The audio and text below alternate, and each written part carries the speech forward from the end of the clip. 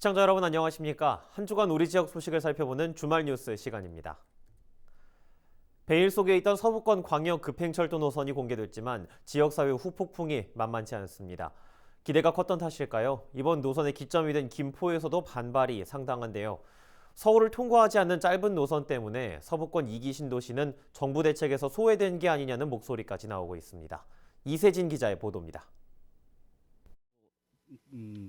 불만도 있으실 수 있겠지만 지금 현재 4차 국가철도망 수준에서는 이 정도 사업이 제한되는 것이 맞다라고 연구진이 생각을 했습니다. 연구진이 제안한 서부권 광역급행철도 노선은 김포 장기에서 부천 종합운동장까지였습니다. 경기도가 제안한 노선과 비교하면 대폭 축소된 안입니다. 투자 대비 타당성이 적다는 게 이유였습니다. 재정 여건의 한계 이런 부분을 고려했고요. 그리고 사업 타당성 측면에서도 그렇게 굉장히 긴 노선의 경우에 타당성이 그렇게 높게 나오지는 않았습니다. 노선 유치를 공약으로 내세웠던 지역 정치권은 즉각 입장문을 냈습니다. 기대에 부족한 것이 사실이나 기존에 건의한 노선을 단계적으로라도 추진하겠다. 김포 지역구 국회의원과 김포시장의 공동 입장입니다. 다른 노선과의 연결 또는 환승 가능성도 열어뒀습니다. 하지만 지역민 반응은 싸늘했습니다. 출퇴근길 수요가 많은 상황에서 서울 직결 노선이 아니면 필요 없다는 말이 나옵니다. 연구진 발표에 대한 반발도 나왔습니다. 청와대 청원 게시판에서 하루 만에 10,000명 이상의 청원 동의를 얻은 글입니다. 경기도가 제안한 노선보다 연구진의 예상 사업비가 지나치게 높게 책정됐다는 의혹부터 김포 부천 노선의 실효성에 대한 의문도 제기합니다. 김포 하남 노선 유치를 위해 서명 운동까지 벌였던 한강 신도시 주민들은 강경 대응도 예고했습니다. 무조건 광남까지는 가야 된다고 보고 있는 거예요, 저희는. 일단 1차로 국토부를 갈 예정이고 일단은 원안 사설을 위해서 6월 달 발표 전까지 강력하게 추진을 할 생각이에요, 저희는. 수요 예측에 실패한 지옥철 대신 광역급행철도가 제 역할을 해줄 것이라고 기대했던 서부권 2기 신도시 주민들. 지자체 유치 경쟁까지 부추겼던 노선이 사실상 반쪽짜리 모습으로 나타나자 기대는 실망으로 뒤바뀌었습니다. 헬로티비 뉴스 이세진입니다. 인천 지역 사회도 반발하고 있습니다. 인천시는 GTX-D 노선에 대해 인천공항과 검단 김포를 아우르는 Y자 형태 노선을 요구해 왔는데요. 아시다시피 인천시의 희망은 불발됐죠. 인천 지역 주민들은 인천 패싱이라며 반발하고 있습니다. 주민들은 노선 수정을 강력하게 요구하고 있다는데요. 김진재 기자가 보도합니다. 국토부가 발표한 서부권 광역급행철도 노선입니다. 김포 장기동에서 부천 종합운동장까지 약 20km 구간을 잇는 노선입니다. 인천시가 지난해 10월부터 주장해온 Y자 형태의 노선안과 비교하면 인천공항이나 서울로 연결되는 구간은 제외됐습니다. GTX-D 노선안이 발표되자 인천 지역 주민들은 불만을 쏟아냈습니다. 특히 영종과 청라, 루원시티 주민들은 국토부 발표 당일 성명서를 내고 이번 노선안이 인천 패싱의 결과물이라고 지적했습니다. 인천공항 경쟁력 확보를 위해 노선 반영이 필요한 상황임에도 인천시와 지역 정치권이 이를 정부에 관철시키지 못했다는 겁니다. 실망을 넘어서 분노하고 있다라고 표현을 해도 과언이 아닐 정도로 많이 힘들어하고 계십니다. 정부나 정치권이 인천을 무시하고 패싱하고 있는 것이다라고 보고 있습니다. GTX-D 또 인천공항행의 필요성을 강조할 것이고요. 노선에 포함된 검단 지역 주민들도 이번 GTX-D 노선안에 주민 의견이 반영되지 않았다고 지적했습니다. 주민들은 서울 출퇴근 수요가 많은데도 불구하고 부천으로 연결되는 노선이 선택된 걸 이해할 수 없다는 반응입니다. 부천에 갖다가 붙여놓고 그것도 완전하게 연결하지도 않는 그 반쪽짜리 노선을 갖다가 거기다가 붙여놓는다? 이거는 도대체 무슨 생각을 가지고 이런 분석을 하는지 모르겠어요. 왜 우리의 입장은 들어보지도 않고 아무데나 찍어 바르고 아무데나 갖다가 붙여놓고. 인천 지역 주민들은 저마다 노선 수정을 요구하며 1인 시위 등을 준비 중인 상황. 그간 Y자 형태의 GTX-D 노선을 주장해온 인천시는 국토부의 이번 공청회 내용을 존중한다고 밝혔습니다. 이번에 제시된 GTX-D 노선과 공항철도 고속화 등을 통해 새로운 형태의 Y자 노선이 형성된다는 논리입니다. 베스트에 근접한 그 정도 계획이다라고 생각을 해서 저희들은 정부 이런 발표 내용에 대해서 저희들은 존중하는데 그래도 저희가 요구할 건 더 한번 찾아보고 또 하겠습니다. 정부는 상반기 중 4차 국가철도망 구축 계획을 확정할 계획. 이번 공청회에서 추가 검토 사업에 들어가지 못한 노선은 사실상 철도망 계획 반영이 어려운 점을 고려할 때 주민들의 인천 패싱 지적은 한동안 이어질 것으로 보입니다. 헬로티비 뉴스 김진재입니다. 지난 22일 열린 제4차 국가철도망 계획 공청회 이후 김포와 인천에서는 연일 GTX D 노선이 큰 이슈입니다. 반면 부천에서는 홍대 원종선이 3기 신도시인 대장지구까지 연결되는 것에 관심이 큰 상황인데요. 서영석 부천 정지역구 국회의원 연결로 자세한 내용 들어보겠습니다. 안녕하십니까? 네, 반갑습니다. 그동안 홍대 원종선이 지하철이 부재했던 3기 신도시 대장지구까지 과연 연결이 되느냐 마느냐 했었는데요. 공청회에 포함된 것을 보면 결론적으로는 가능성이 커진 좀 긍정적인 신호라고 보면 될까요? 예, 저는 매우 긍정적으로 전망합니다. 그리고 특히 정부의 발표안에 포함되었다는 것은 정부도 이 원종 홍대선이 아니고 대장 홍대선이 되겠죠. 대장 홍대선이 경제성도 필요성도 또 정책 효과도 있다고 분석한 것으로 이해하고 있습니다. 특히 이게 정부가 중점적으로 추진하고 있는 대장 신도시가 성공적으로 개발되려면 주거시설뿐만 아니라 핵심 기반시설 교통망 구축이 반드시 선행돼야 되는데 이번에 그것이 제4차 철도망 계획에서 반영되었다 이렇게 생각이 되고요. 대장 신도시 개발은 단순히 원종 홍대선 및 대장 연결은 선택이 아닌 필수이다 이렇게 생각을 하고 있습니다. 그리고 지난해 12월에 이미 민자 사업 제안서가 접수됐고 현재 이제 민자 적격성 조사 단계에 있는 사안인데 반드시 이게 대장 홍대선이 잘 이루어질 것으로 확신하고 있습니다. 말씀해주신 대장 홍대선이 이제 현실화된다면 앞으로 시민들은 대장 신도시에서 환승 없이 서울 서부권역까지 이동이 가능한 거죠? 네, 그렇습니다. 잘 아시는 것처럼 부천에서 서울의 양천, 또 강서, 마포 지역이 원래 상습적인 정체 지역이었는데 이제 부천에서 서울로 이동하는데 그게 오랜 시간이 걸리지 않고 또 복잡하지 않은 그런 교통 환경이 조성되지 않을까 이렇게 생각을 하고 있고요. 그래서 대장역에서 원종 고강 신호를 거쳐서 강서와 마포로 한 번에 이동할 수 있게 되지 않을까 생각을 하고 있습니다. 그래서 부천 시민과 또 오정 지역 주민들이 이동 편의성이 상당히 향상되고 또 삶의 질도 높아지지 않을까 이렇게 기대하고 있습니다. 아직까지 확정은 아니지만 대장 신도시에는 몇 개의 역까지 들어설 예정인가요? 아직 구체적인 내용이 확정된 것은 아니고요. 일반 공청회를 통해서 이제 노선의 시종점만 경로가 나와 있는 거기 때문에 여기 수 자체는 아직 알 수가 없습니다. 다만 4차 철도망 계획의 또 확정 고시 과정에서 지역 주민들 교통 편의가 최대한 반영될 수 있도록 또 이 사업의 효율성을 높일 수 있도록 지역의 대표로서 최선의 노력을 다해서 힘을 보태도록 하겠습니다. 그렇다면 앞으로 어떤 절차들이 남아 있습니까? 앞으로 한 상반기 안으로 그 고시가 되고 그러면 확정이 되지 않을까 이렇게 생각을 하고 있고요. 그동안에 이 사업이 경제성 문제랄지 또 차량 기지 문제, 사업 방식, 또 재원 부담 여러 가지 문제 때문에 해결 과제가 많았었는데 어쨌든 많은 문제들이 하나둘 해결이 되고 있고 또 대장 신도시까지 연결이 가능성이 점점 커져가고 있다 이렇게 생각이 되고 있습니다. 더 기대가 됐던 거는 GTX D 노선도 김포에서 부천까지 계획안이 같이 반영된 상태이기 때문에 우리 대장 신도시에 GTX D 노선도 함께 들어와서 종합운동장역까지 연결되도록 돼 있었기 때문에 이제 명실상부하게 사통팔달의 오정 지하철 시대가 완성되는데 동력을 받지 않을까 이렇게 생각을 하고 있습니다. 하여튼 부천 시민과 또 오정 지역 주민 여러분들의 많은 관심과 응원을 부탁드리겠습니다. 네, 알겠습니다. 오늘 나와주셔서 고맙습니다. 지금까지 서영석 부천 정지역구 국회의원이었습니다. 서영석 의원은 가능성을 넘어서 실제로 홍대 원종선이 대장지구까지 실제 연결될 수 있도록 힘을 보태겠다고 말했습니다. 그렇다면 실제 지역민들은 어떤 생각을 가지고 있을까요? 이정하 기자가 들어봤습니다. 홍대 원종선이 3기 신도시인 대장지구까지 연결된다는 소식에 지역 주민들은 기뻐합니다. 좋죠. 우선 여기서 갈 수 있는 그 범위가 넓어졌으니까 그래도 좋다고 생각해요.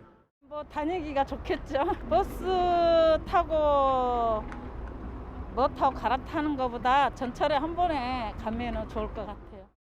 현재 공사가 한창인 홍대 원종선 구간에 더해 대장신도시까지 추가 연결하는 방안입니다. 연장이 확정된다면 길이는 이곳 원종동에서 1.5km 구간 늘어난 17.8km가 되고 정차역은 12곳이 될 예정입니다. 경우에 따라서는 신도시 내 정차역이 늘어날 가능성도 있습니다. 민간 투자 방식으로 올해 안에 적격성 검토를 통과해 연장이 확정된다면 늦어도 2028년 개통합니다.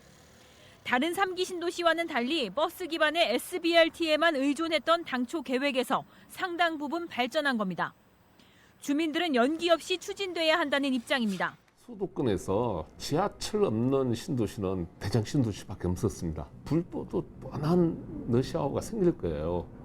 답은 지하철밖에 없는 거예요. 굉장히 지금은 가능성이 좋아가지고 주민들도 거기에 대해서 많이 환호를 하고 있습니다. 대장 신도시 오픈되기 전에 이 지하철이 완공이 돼야 됩니다. 부천 대표 원도시민 원종동 일대부터 2만 가구가 들어서는 대장지구까지 서울 접근성이 대폭 개선될 여지가 보이면서 지역 기대치도 한층 높아지고 있습니다. 헬로티비 뉴스 이정합니다.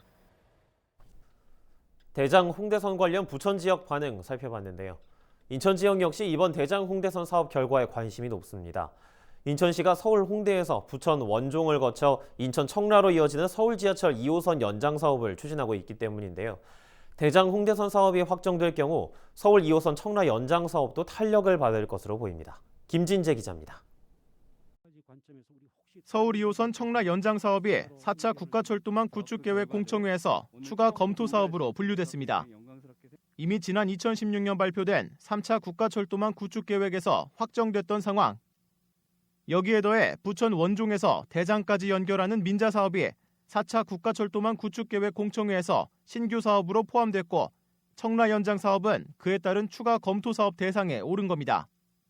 현재 대장 홍대선은 한국개발연구원의 민자 적격성 연구 용역 중으로 이르면 올해 말 결과가 나올 것으로 예상됩니다. 공청회 이후 정치권에서는 일제히 청라 연장 사업 추진 의지를 밝혔습니다. 김교흠 의원은 끝까지 최선의 노력을 하겠다고 전했고 유동수 의원도 사업의 원활한 추진을 위해 혼신의 힘을 다하겠다고 이야기했습니다. 특히 국토부는 이번 공청회에서 밝힌 추가 검토 사업 24개 중 대장 홍대선에 대해서만 추가 의견을 덧붙였습니다. 대장 홍대선 사업 확정 이후 지자체, 민간 사업자 등과 협의해 최적 대안을 추진하겠다는 내용입니다. 청라 주민들은 최적 대안 협의 과정에서 청라 연장 사업이 4차 국가철도망 구축 계획으로 최종 확정되길 기대하고 있습니다.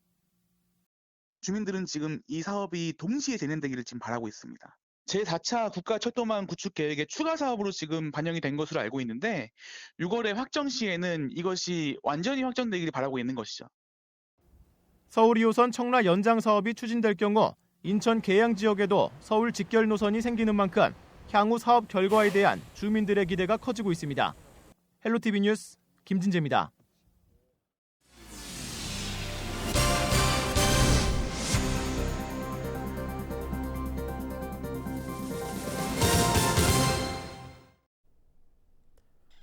의정부시가 국토교통부에 건의한 8호선 연장안이 이번 4차 국가철도망 구축계획에 반영되지 않았습니다.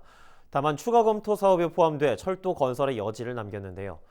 하지만 의정부시 8호선 연장안이 이번 4차 계획에 반영되긴 어려울 것으로 보고 있습니다. 이지훈 기자입니다.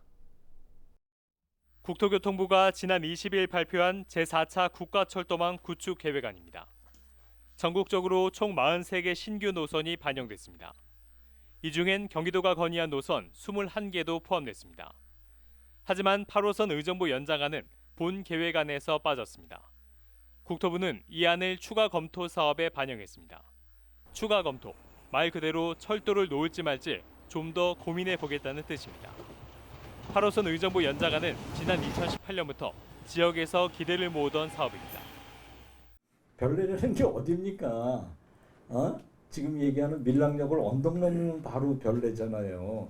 그거를 연결해서 의정부와 신곡동과 탑성, 그다음에 을지대학과 조금만 더 가면 녹양역까지 연결하는 가능성에 대해서 시는 이 노선의 경제성을 높이기 위해 남양주 별가람역에서 의정부 탑성역까지 8.3km를 연결하는 안으로 수정해 지난 14일 국토부에 건의했습니다.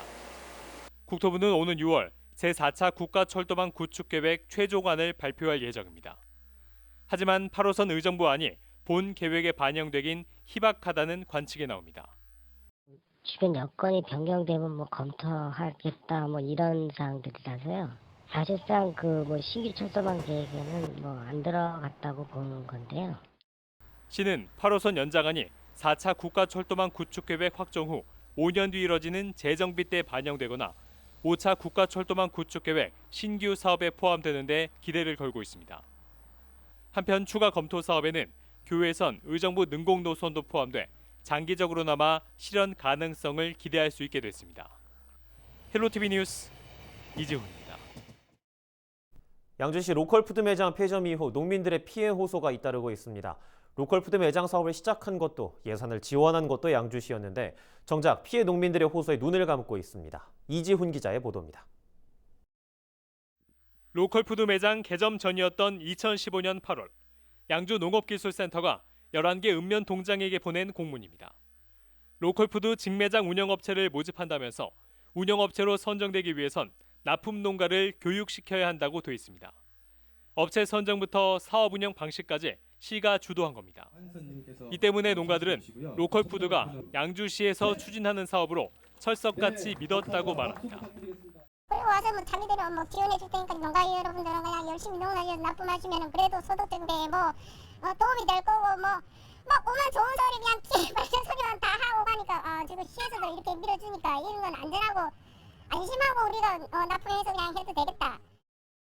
매장 두 곳에 납품한 농가는 총 300여 곳. 그런데 지난해부터 돌연 대금 지급이 끊겼습니다. 법인을 찾아가 독촉했지만 소용없었고 양주시와 농기센터에 찾아가도 소득이 없었습니다.